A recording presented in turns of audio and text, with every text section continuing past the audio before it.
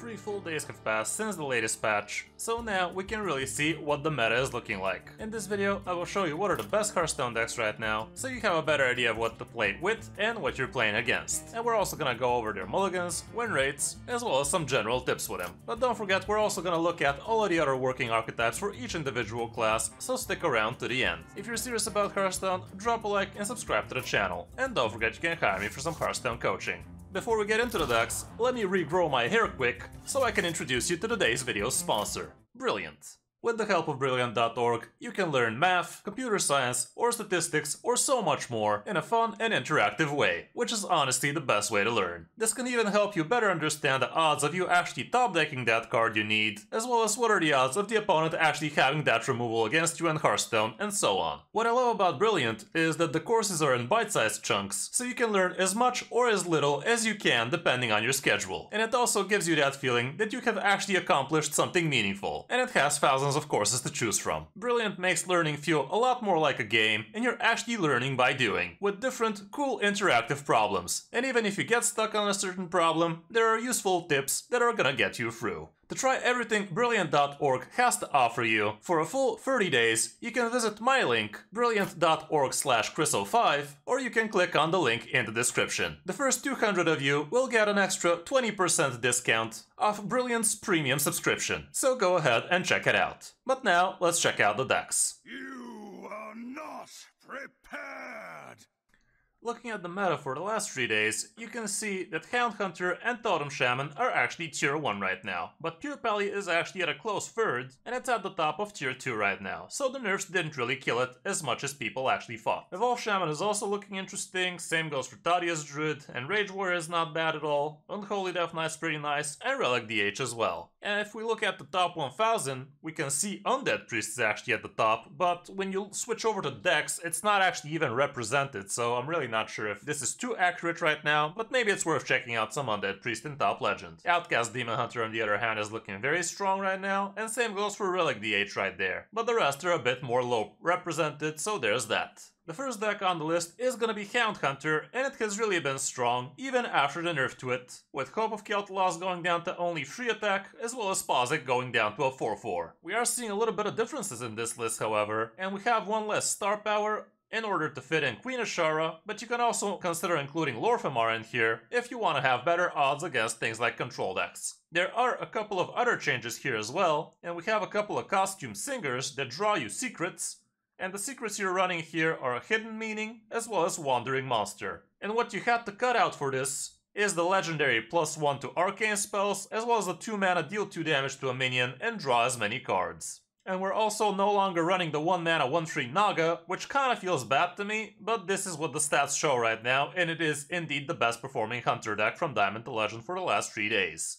The rest of the deck is basically the same, however. You basically want to try to curve out, and if the game lasts long enough, you can summon double King Crush through your Faithful Companion if you were actually lucky enough for King Crush to be at the bottom of the deck. And if that's not enough, the 8 mana Heart should definitely seal the deal after that. Matchup-wise, here's what the stats show, and Tadia's Druid seems to be on the iffy side, and same goes for Pure Pally, but all around climbing should not be an issue. As for the mulligan, here's what the stats show again, and going first, here's what it looks like, with the Costumed Singer being at the top because it does thin out your deck, giving you pretty good quality secrets. Wild Spirits is amazing, same goes for Spirit Poacher. The 1 mana Musician as well as the Tracker can also be great. Barrow of Monkeys gives you a lot of early game. And if you're already curving out, even Pozic might make some sense, but be careful keeping that one. The rest probably not a great idea to keep though, even though the Hope of Kel'Thuzad is still probably a good idea if you're curving into it. As for when going second, again it's pretty similar, and Queen Ashara seems pretty good when going second. I'm not really sure if I would be keeping her if going first, but the stats did show her in favor there as well. Wild Spirit is still great, Hope of Kel'Thuzad becomes even more amazing, and still Spirit Poacher and the Costume Singer sounds good to me. Even Bunch of Bananas might be a keep if you already have a good 1-drop, but you'd much rather get it through a Tracker. For other good Hunter decks, we also have the 40 variant doing nice and good,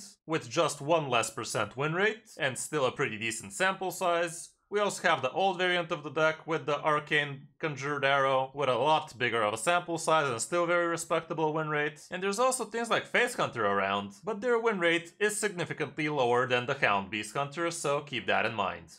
On the number 2 spot we have Totem Shaman, and here we are actually including quite a few of the new mini-set cards, including the Backstage Bouncer as well as Magatha. Magatha is a little bit tricky in this one because you are running Bloodlusts, and she could actually give it to the opponent, which would be a huge no-no for you if you ask me, but it is actually having very good stats right now, so it should be decent. You also have a couple of Famished Tools in here for extra card draw, and yeah, basically you want to be curving out with the deck and either kill the opponent through a big Bloodlust board, or even with something like Rotgill, which could also be very clutch. The Grand Totem Eyesore is also pretty amazing, and you can definitely do some pretty amazing things with your Anchored Totem, especially if you manage to actually infuse your Totemic Evidence, which is just so much stats very early. Backstage Bouncer is also cheating out tons of stats for you, and you usually use it on a useless 0-2 totem or something, and yeah, it's basically a pretty straightforward board-centric deck. Matchup-wise, as you can see, you don't have that many bad ones, but Frost Decay might be a problem, and same goes for Unholy Death Knight, but the rest looks pretty good. As for the mulligan, going first, the weapon and the Grand Totem are always gonna be amazing, and same goes for the Tour Guide. If you already have the Tour Guide, I'm not sure you should be keeping the Mistake, but if you don't have another 1-drop, it can definitely be great. The 4-mana legendary Stone Wraith is also pretty good,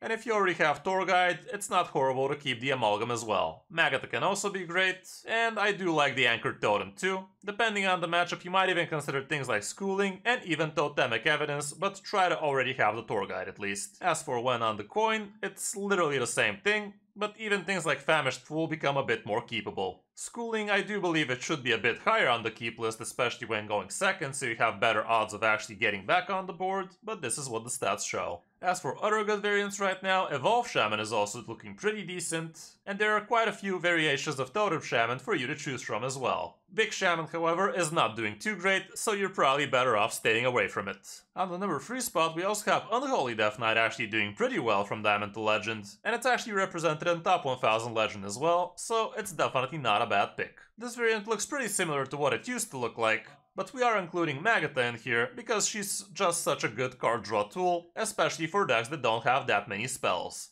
In this variant you have only 4 spells with Plague Strike and Grave Strength, and everything else is just minions. There's literally nothing new in this Unholy DH, so yeah, you basically want to be curving out and take the opponent out with a very wide board with the help of your Grave Strength. And if that's not enough, things like Sylvanas can be a very good swing turn, and you also have Lord Marogar at the end, which is usually enough to seal the deal. Matchup-wise, your only bad matchup would be Blood Death Knight, and even Control Priest doesn't seem that bad, at least according to the stats. I can tell you it's definitely still a pretty annoying matchup though. As for the mulligan, going first, here's what it looks like, and the Hawkstrider seems very amazing still, Battlefiend Necromancer is still good, your good 1-drops, and if you already have a good curve going, Nerubian Swarmguard can also be great. Murlocula, I'm not really sure I would be keeping it too much, maybe if I already have a good 1-drop plus Battlefiend Necromancer, in that case, maybe sure. But when on the coin, again, we have pretty much the same stuff, even though Magatha becomes even more amazing here, and Plague Strike is also great because you will be using it as a good answer.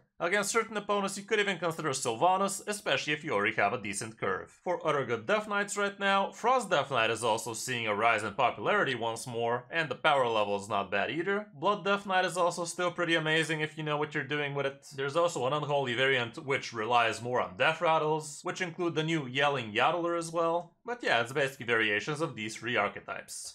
On the number 4 spot, we also have Pure Paladin still doing amazingly well, and as you saw, it's at the top of Tier 2. Currently, this is the best performing variant with a decent sample size, and the only difference from the old original variant is 1 Order in the Court instead of Katori, which honestly I'm not super keen on, because Katori did indeed feel very good in certain cases, but this is what the stats showed. The rest of the deck is basically the same thing, with the 3 good 1-drops, with your Matriarch Liadrin, Class Action Lawyer so you can reduce some stuff, Feast and Famine sitting at 2 mana is still hitting the opponent super hard with the help of your 6 mana weapon, and the Curator sitting at 6 mana is also not horrible, even though it definitely does feel a little bit more clunky. And same goes for the Disco Maul because it's fighting with Boogie Down on turn 3. But yeah, you're still pretty annoying to play against, you have a lot of cheap early game Divine Shield taunt minions, you can do some amazing big minions with your Disco Maul, and with the help of Horn of the Windlord, you can control the board or just almost OTK the opponent basically. Anachronos can be insanely clutch for you, so you can actually squeeze in that little bit of extra damage if the opponent starts blasting you with taunts, and the Countess can still give you some pretty absurd synergies.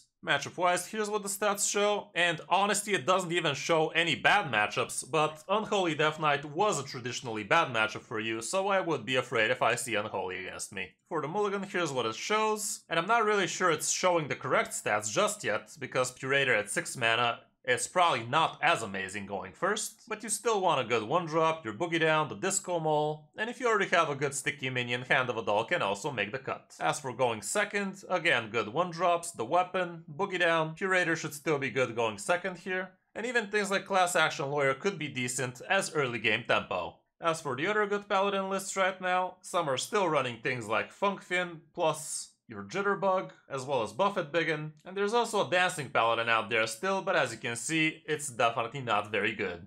And on the last spot we have Relic Demon Hunter, which has actually been killing it both in Diamond Legend as well as Top 1000 Legend, so it's definitely a great deck to be picking up. I've already showed you this list, and it's really doing very amazing, and Prosecutor Mel definitely feels amazing in this one. After the nerf to Pozic, it's still pretty good, but you could consider swapping him out for something like a Connie if you feel that would help you more. But, like I said, Pozic is still very much pretty good. You obviously have the good Relic package in here, and you want to be curving out well with those, so you can do a turn 5 or turn 6 big Relic of Dimensions, so you can get a lot of discounts, and after that you can start tuning out very big stuff, like doubled up Relic of Phantasms, or Infused Artificer Zymox, or heck, even just a Xylag, and you just keep pushing the tempo, and most opponents can't really handle that. You can also switch over to being very control-y, because you definitely do have the tools, especially with the help of Enchanter, because that doubles up all sources of damage from you on your turn to the opponent's board, and that really helps you control a lot. Unleash Fel can heal you back to full with the help of a little bit spell power, or Enchanter. Photographer Fizzle can also do a lot of stuff for you, and it also retains the discount from your Relic Dimensions, so that can be amazingly good, so it's definitely a very good deck right now. As for the matchups, here's what the stats show, and Spell Demon Hunter was a traditionally bad matchup for you, and it's also supposed to be not as good against Frost Decay and Thaddeus Druid as well, even though I personally didn't have any problems with those. And Enrage Warrior can also be pretty tricky, because you can't really play around their big damage from hand, but all around climbing is great with it. For the mulligan, going first and second, Relic Vault is always gonna be great, as well as your early game relics. Artificer Zymox seems a little bit too high on the keep list, but he's definitely a very huge bomb turn on turn 8. Pozic can be okay, especially if you already have a good curve going. Illidari Studies is great, but you would rather play it on turn 2 so you can actually cheat out something of Spectral Sight. Downos is not bad. School Teacher can also be considered, but not so much. If you already have Thalnos, you might even consider keeping a Vizier, because Thalnos is indeed an undead. And Felren can also be great. As for when going second, again, the Relic package is great, and this time even Relic of Dimensions is awesome. Taste of Chaos, still good, but all around is the same thing. For other good Demon Hunter decks, we also have Outcast Demon Hunter doing great both in Diamond to Legend, as well as in Top 1000 Legend. Big Demon Hunter is still also doing quite well, even though the percent is not as high as it used to be. But as you can see, Spell Demon Hunter is not doing as good. Even with the help of Crazed Alchemist, it's just slowing it down way too much. For the classes we haven't mentioned, starting off with Druid, we have Big Druid doing decently well from Diamond to Legend, and Thaddeus Druid as well. So those are the two archetypes for that class right now. With Mage, we have Secret Mage doing actually surprisingly well, Burn Mage is also decent, Spooky Mage is doing okay, and the rest not as much. For Priest, Undead Priest is still at the top, Control Priest is also looking somewhat promising, especially in skilled hands.